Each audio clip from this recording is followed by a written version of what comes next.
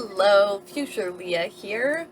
Shot the episode that you're about to see yesterday, and then after I was done filming it, I went outside and I was working in my garden, and I was thinking about something that I wanted to put in your mindset as you watch this and previous episodes and future episodes, as we're getting deep into some really dark stuff of my life, and hopefully will help you as well.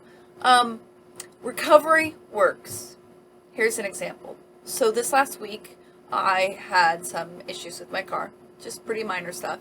And I started to have all the thinking that you go through from my past about cars and all these things and stresses with that. And then something popped in my mind. I have been using this app, this meditation mindfulness app called Serenity, and one of the things they do for the meditation, they take you through a week where you examine different types of thoughts, like judgments, future thinking, comparison, stuff like that.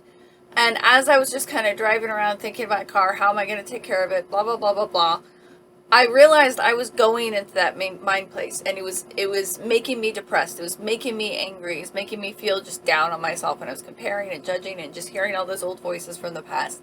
And I started thinking about that Serenity app and how it talks to you about looking at these thoughts, noticing them, and then being able to move forward. And I did that, and I was able to move forward. And that's just one example of how I can say that recovery works. So there is a myriad of things you can do in recovery, and it may seem daunting at first, and it is. It's hard at times. There's a lot that happens, but as you go through it, you will see these victories, and you have more and more joy. I can only say that when you go into recovery, research the hell out of all the different forms. I mean, there's all these different forms of therapy. Find the one that's for you. If you decide to do or need to do some form of psychotropic medication or something like that, research that. Be active in your recovery with your care team. You know, it's your recovery. It's not them. Don't do anything because someone else told you to. And the last thing I want to point out that I think I talk about in the episode that you're about to see is that recovery, that mental illness is an illness like any other. And someone with diabetes, it's a chemical imbalance, just like mental illness. No one would ever think to tell someone with diabetes, don't take your medicine, right? But they don't have a problem saying that to mental illness, to people with mental illness. And people suffer because of it. I've seen it in my own life personally and other people's lives, friends of mine. So please remember, recovery works, and your life matters, and you are loved. Flipping through the pages of my old journals, with every turn another memory, and dusty words bring pictures to my mind. I see the marks of the passage of time. Hello and welcome to the sixth episode of Journaling Through the Years. I know last episode was kind of a doozy. That's the right word, a doozy. And so, just like I said, contact NAMI, be good to yourself, know that you're loved. I haven't really looked through what I'm going to go through for today, but I know that we're still in this journal, and this is still in that kind of first depression break of my life, and pre any kind of diagnosis or treatment, other than I did get kind of a little diagnosis of depression, but it was not the full correct diagnosis as of yet. And then also I didn't really have full treatment or even know what that meant at the time. It was just like, here, take some medication. Okay, you're better. Go on. So, like I said, just really quickly, if you like this video, give it a thumbs up, comment below if you have anything to say, Share it out if you feel that it should be shared out, and check us out on check out our webpage, CafeGirl Productions, inc.com, and if you want to support us, www.patreon.com/CafeGirl Productions, and all of those links are in the About section below. So the first part of today, I thought this was really funny. It just says, starts with, the next section starts with notes from field trip. And I'm not going to read through all of these notes, but I just thought the first part was kind of funny. Notes from field trip. Chinese snuff bottles. Taking snuff popular in 17th century. Ground tobacco powder. That's it. And then there's more stuff about wherever I was going. Natural history. Made for city of Oakland, California. This Californian, where I grew up in California, so lots of that kind of stuff. Going through, there's this. Let's see if I can say, I'm not very good at this. So that is Dreams by Dreams, and that's a poem that I'm not going to read it because it was written by the so-called best friend that a week after I broke up with my boyfriend, she was going out with him. And that was like around the same time. It must have been, I don't know, it must have been right before that or something. It's really interesting that she wrote this poem. And it was in there. So I'm going to go read it.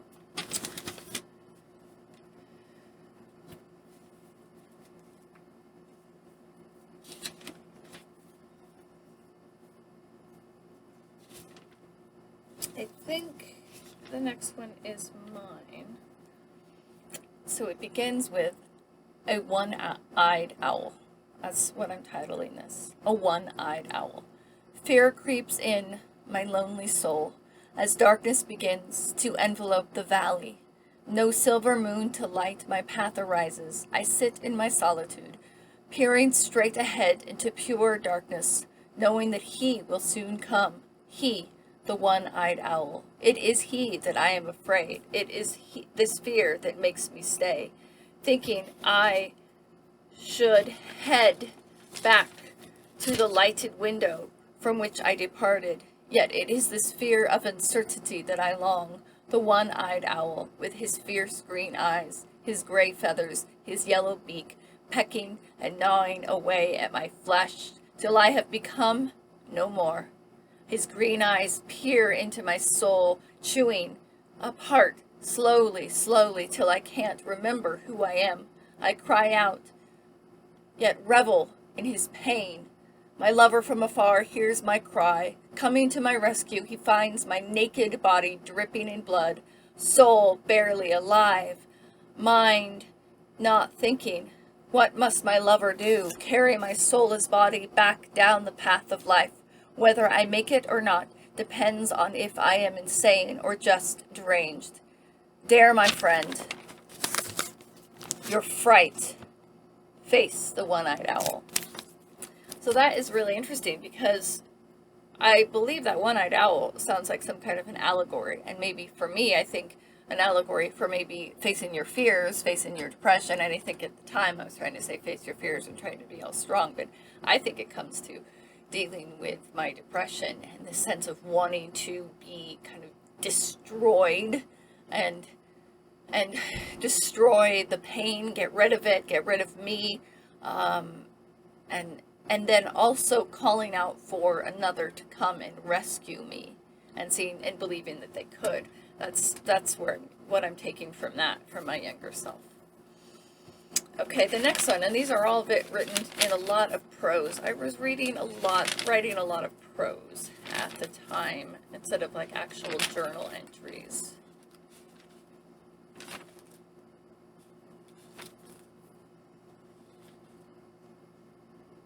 Okay.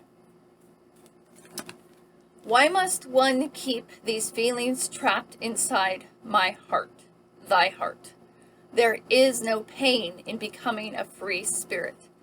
Dilly-dally with me, dear friend, in this bright open air, with the sunlight hitting our bodies, coloring our neck and bosom. Let your feet touch lightly the cool water below. Linger long with me in the early mist of morning. To the hour of bewitching twilight, then you shall kiss my lips, vivid and red, taints my soul with this unrequited love, makes me love you for 1,000 days.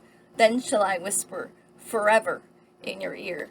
Now here's another thing that I think was interesting about that, is that first of all, it's really me wanting to express what's inside, express my pain, wanting to be free. And so I talk about that, and I say dilly-dally with me, my friend, talking about being a friend, about being naked, about being real and raw. And then of course it ends with this cry of my heart when I was 15, and maybe a lot of us. And until recently, I think even for myself, the sense of wanting somebody else to come. And that also that we, in our culture, in our society, in our TV shows, our movies, our songs, our books, we romanticize that sense of unrequited love. And that is like what stirs us. Oh my God, I don't think he likes me or she likes me. They're with somebody else, but I'm so in love with them. So we're in love with the idea of being in love with someone who can't love us, or just maybe being in love with the idea of being in love. And that is basically the crux of relationship addictions. Here we go again. This is deep stuff. There is no cure for this pain, sweetness of my love, now tainted with the bitterness of cold reality. My beautiful days with him, my days of fairy tales, hopes, and long moonlit nights, all grown sour, all have shouted. What can we do? She stares at the revolver with its sleek, silvery body. Death, that is her only hope now. Death is the only forever she can count on. The gun feels cold and heavy in her grip. She sets, hand, holds it to her temple. A shot fires. She lay on the floor, blood flowing, wet blood falling from her mind. Now she has made a history of herself, and she is no more. Such a trigger warning. I think we kind of know what I was talking about at that point. Don't make me do it, Mommy.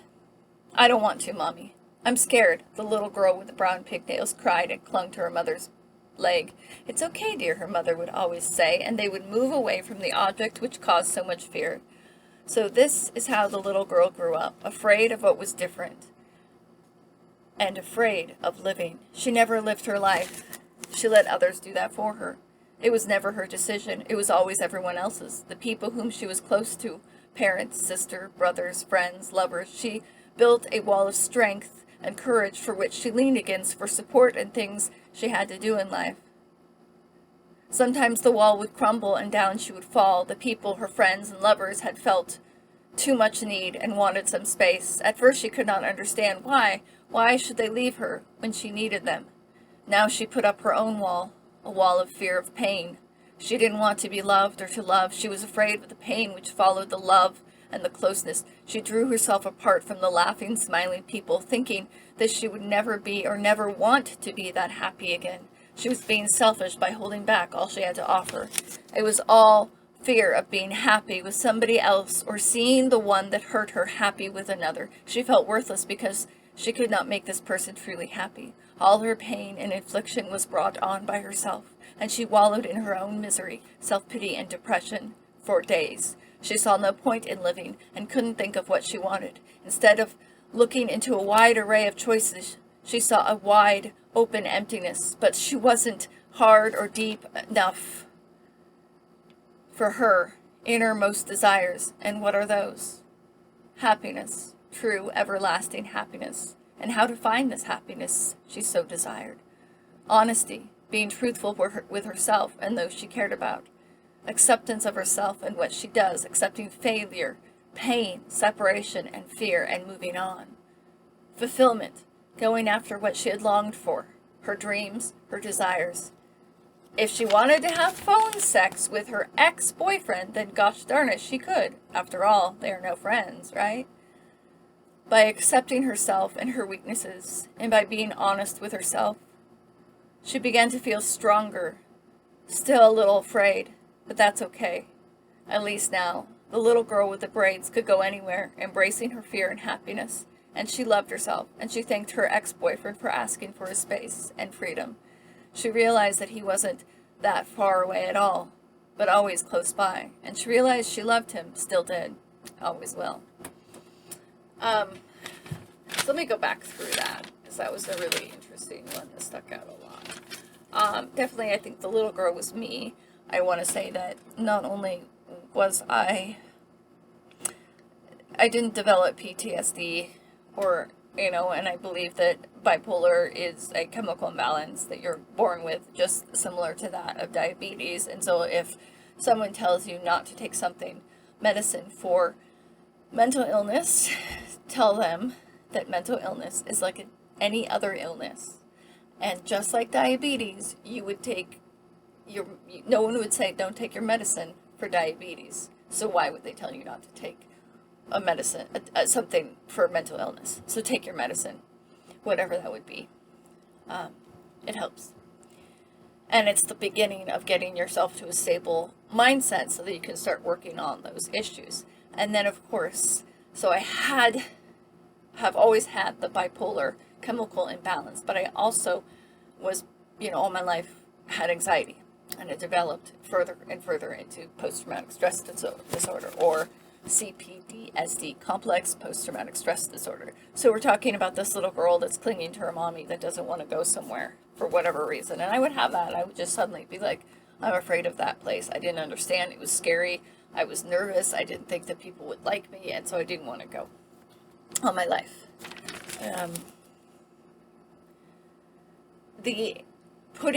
I find it really interesting that my 15-year-old self was realizing, or 16-year-old self was realizing, that I was putting people around me to be my support and to be that wall of strength, and that I was already starting to see that I couldn't really rely on people. Now, part of that is good. We should have people that are supportive and positive in our life. And a lot of times at this time in my life, I didn't have a lot of positive people in my life. And actually, until recently, I didn't have a lot of positive people, or I had a lot of positive people, but I couldn't see them because the people that were making the most impact, or that were right in my face, were the people that were in fact toxic. And toxic people have a way of being a little sneaky. You don't necessarily see them as toxic right away, and then you start to see, and I get used to it. No, I can catch it a little bit sooner. But anyways, not always. But in general, yes, have those positive people. But before you can have really healthy, positive friendships, relationships with other people, there needs to be that solid relationship with ourselves, that I am able to care for myself, to seek within comfort and guidance before, and then I don't look to another person to be my stability, to be my salvation. But I already have that, and I look to another person, and I'm able to see them, and I can support and celebrate with them as they can support and celebrate with me, because we're not gripping to each other. We're just standing side by side and helping each other go upwards in our journey. So I was kind of playing around with that idea, but I think when I was younger, all the way until where I went from it was, instead of leaning on people, and I still leaned on people, but I also would do the opposite, where I would pull away and wall myself up. And so I would say I'm being strong, but instead it was a protective wall against having real relationships. So I would be doing this sense of, I need you, don't leave me, grab a hold, lift me up, I need you, I can't do it myself. And then I'd be like, nope, and put up that wall.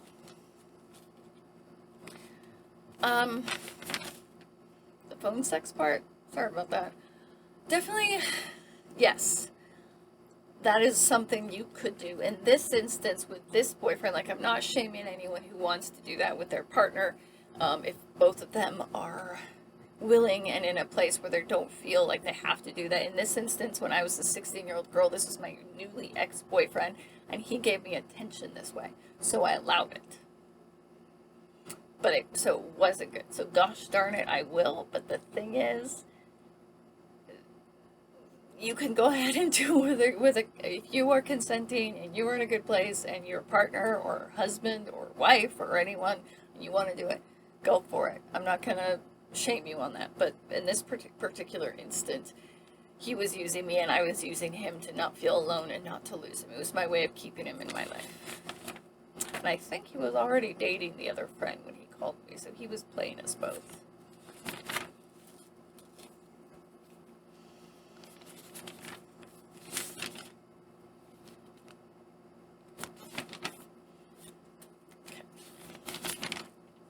Couple more. Who is the owner of this body? This feminine figure I see before me in the mirror with its voluptuous breasts, firm buttocks, and curved hips. Yes, at 16 I pretty much was already very big, very well endowed. I ask myself, to whom I belong? Is it my father who beats me black and blue, or my mother who shelters me from the world? Are those boys the ones who grope at my body and suck on my skin, making marks that go away slowly? Or the ones who call themselves friends? No, my father who beats me black and blue, that wasn't true, but I don't know exactly. I just find that interesting. I don't know why I wrote that in that way. Shelters me from the world. A lot of times I'd write prose and I would write it in such a way that it was about someone else. Like I'd write it as if I was someone else, but there'd be little kernels of truth of my own life coming through. So, the silvery slit of the moon looked down upon the green valley below. His fierce blue eyes looked down upon the silent earth, searching for the answers to the questions boggling his mind. Should he stay or should he leave? Should he stand strong high in the sky, or should he fall weakly beneath the Mother Earth? The crazy witch woman with her ferocious pink hair was dancing on her silver star, came drifting by. No sound passed her lips, yet a gentle humming came from within her naked body. He caught the message she said to him. Come with me, dear one.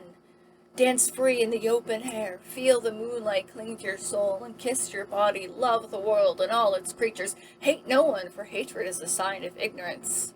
Look no one out. Lock no one out. Open your heart and be free, be free, be free. She slowly drifted away until her star twinkling brightly in the distance, and her warm, sparkly, magical feeling of love that summoned all had gone. The moon's heart had broken. Now he sank to the support and comfort of his Mother Earth. So I'm going to leave you with that.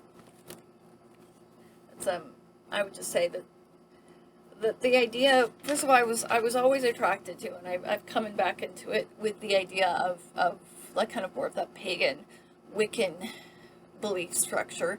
At the time, I didn't know much about it. I hadn't really studied it very much as I have now.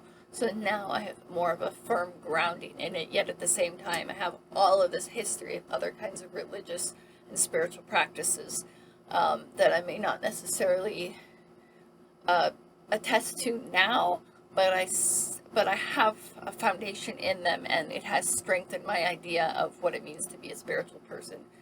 But it was interesting that I had this idea of just wanting to like have this, it was kind of romantic and allured to me. In the 90s, they were doing a lot of movies at the time and books, like The Mists of Avalon, that whole series was coming out, and it was very popular to do that. And then other movies about witchcraft and stuff, so I was kind of drawn to it for whatever reason. And it is an interesting theme, but I'm always talking about the naked body, the feminine body. It was also kind of scandalous for me to be like, the naked body. But I think there's also I feel like throughout these pages I see someone who wants to be naked and real and raw and authentic, and yet doesn't feel that they can, or that she can, or that I can at the time with where I'm at in my life, that I'm afraid to, and that I'm trying to show that in my writing, trying to be that real and that raw and that open. And just like the moon, I'm not necessarily comfortable doing that yet. And I'm watching as my opportunity fades away, and then I'm heartbroken. So, on that note, I will see you next week. Give it a thumbs up. comment below whatever your comments are. Thanks for watching, and check out our website and the Patreon if you're so inclined. Bye. Patches of living stitched with a common thread. My life's like a quilt that's been sewn together.